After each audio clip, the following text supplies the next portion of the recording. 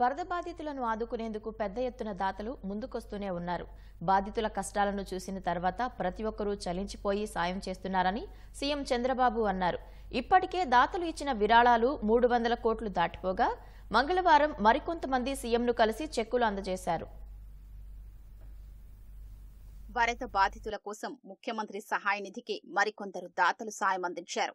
Hinduja group సంస్థ ప్రతినిధులు RVR Chowdary, K Venugopal 5 కోట్ల రూపాయల చెక్ను సీఎం చంద్రబాబుకు అందజేశారు.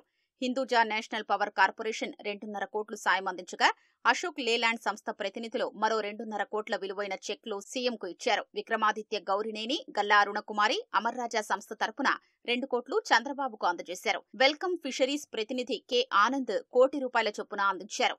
SMS pharma limited Ramesh Babu Potluri కోటి రూపాయలు, శ్రీరామ్ సేవా సంకల్స్ ఫౌండేషన్ తరపున వైఎస్ చక్రవర్తి కోటి రూపాయలు ఇచ్చారు.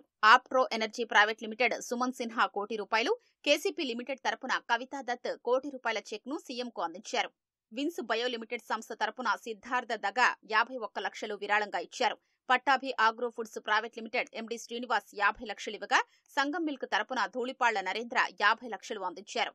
జీఆర్టీ జ్యువెలరీస్ తరపున జీఆర్ తంగమాలిగై 25 లక్షలు ఇవ్వగా పులివెందుల ప్రజల తరపున బీటెక్ రవి 10 లక్షలు అందజేయగా వివేకా కుమార్తె డాక్టర్ సునీతారెడ్డి, నర్రెడ్డి రాజశేఖర్ రెడ్డి దంపతులు 10 లక్షలిచ్చారు. డిపిఎస్ మేనేజ్మెంట్ తరపున పి నరేంద్రబాబు 5 లక్షలు, సీనియర్ జర్నలిస్టు అంకబాబు 5 లక్షలు, నందిగామ చైతన్య జూనియర్ కాలేజీ తరపున ప్రిన్సిపల్ 5 లక్షలు, క్వాంటమ్ ఆసియా ప్రైవేట్ లిమిటెడ్ 5 లక్షలు, డెల్టా స్టీల్ స్ట్రక్చర్స్ సంస్థలు 5 లక్షలు అందజేశాయి. స్టార్క్ వేర్ ప్రైవేట్ లిమిటెడ్ 5 లక్షలు, ఎన్ వెంకటేశ్వరరావు 5 లక్షలు, డాక్టర్ సౌజన్య 5 లక్షలు, విజయవాడ ఢిల్లీ పబ్లిక్ స్కూల్ విద్యార్థులు 4,05,000 రూపాయలిచ్చారు. ఇంకా అనేక మంది దాతలు తమ వంతు సాయం అందించగా వారికి సీఎం చంద్రబాబు కృతజ్ఞతలు తెలిపారు.